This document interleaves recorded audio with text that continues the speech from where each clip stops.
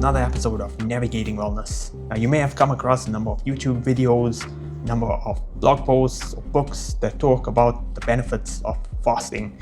Some of these books may talk about the benefits of long duration fasts to help solve all your health problems and maybe cure all these chronic health conditions that you've been suffering from.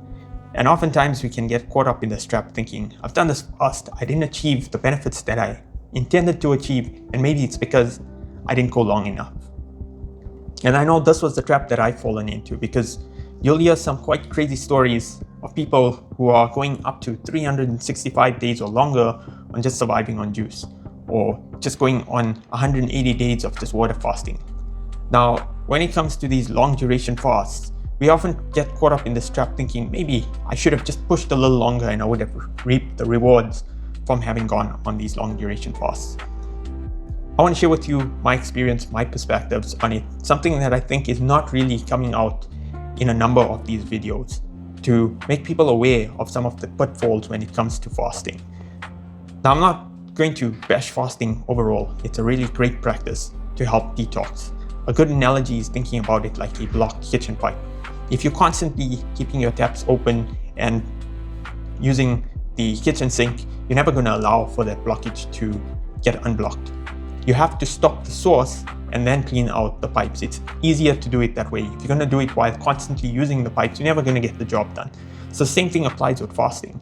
You're giving your body that opportunity to do that repair work, because a lot of our pranic energy, or your body's energy, gets consumed within the digestive process. And when we fast, we're actually allowing that energy to repurpose towards healing the body, towards doing any repair work that needs to be done.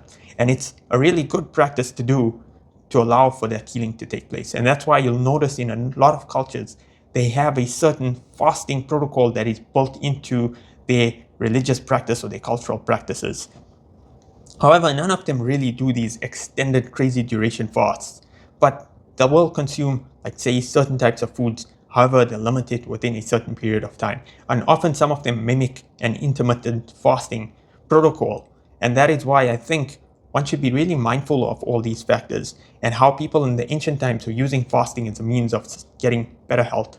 However, the problem we have in today's world is that we consume way too much. We're consuming 3 meals plus a day, and we may not be engaging in such rigorous physical activity to justify the consumption of that much food. And a lot of this is because we're emotionally eating, or we've been programmed by society to consume more and more. People will tell you eat 6 meals a day, or constantly be consuming foods when it may not be right for you. And the reason behind this is because the system is built on wanting people to consume more and more, so that it leads to more profits for these companies and not really thinking about your health and well-being. So when it comes to fasting, yes, it has a lot of benefits. The reason the mainstream doesn't push it is because it doesn't really make them much more money out of you undertaking a fasting protocol. But we need to approach this DIY solution of fasting in a very balanced manner. And one of the things that I've learned from my experiences going through these fasting protocols is that we need to be more mindful about what we're trying to achieve, how we're trying to achieve it, what is our body constitution, and is it really going to benefit out of doing a certain duration fast. And what I've come to find out is that there are people with different body types.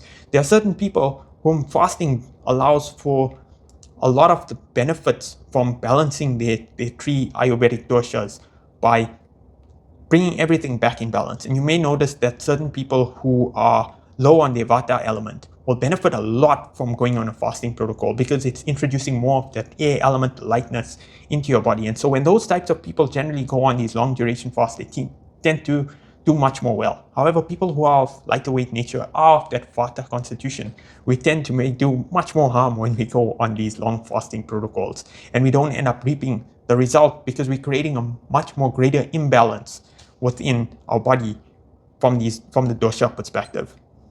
And so that's something a lot of these fasting gurus out there are not talking about it. They're talking about it as a one-size-fits-all solution when it isn't necessarily so.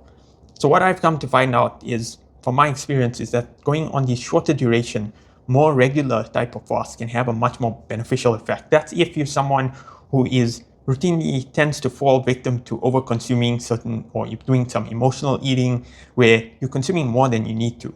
However, if you're a person who can regularly stick to an intermittent fasting regimen, and you know you're not doing emotional eating, or you're not getting caught up in the trap where you're over consuming, then intermittent fasting is actually a great way, and will probably, you wouldn't have that need to do these longer duration fasts or even like a 3-day or something, because you're already having that sense of balance being established, where you're giving your body that opportunity to do a lot of the detoxification during the window of time when you're not consuming anything. So that's what I've come to learn through going through a number of these long duration fasts and not reaping the results that I'd hoped to achieve from these fasts, and finding out that yes, these fasts are great, they do a lot of detoxing, but the longer we stretch them, they end up having this detrimental effect on our health.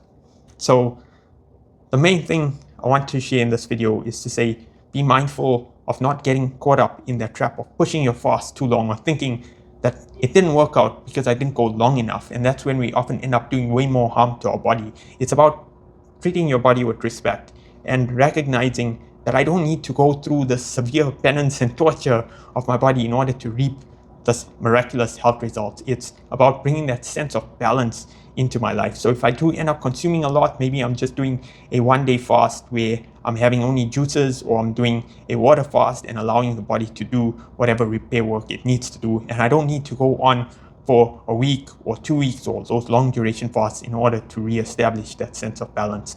But as what is most important is that we try and bring that balance within each day. And if we establish that and consume the right foods, we exclude all these synthetic toxic foods from our diet, it will reduce the need for us to constantly be detoxing all the time. Now, I do recognize that our environments are very toxic, and because of that, yes, certain types of fasting, but intermittent fasting would probably bring a lot of benefits from it, and we don't have to end up doing very long duration fasts, especially if it doesn't agree with your body constitution type.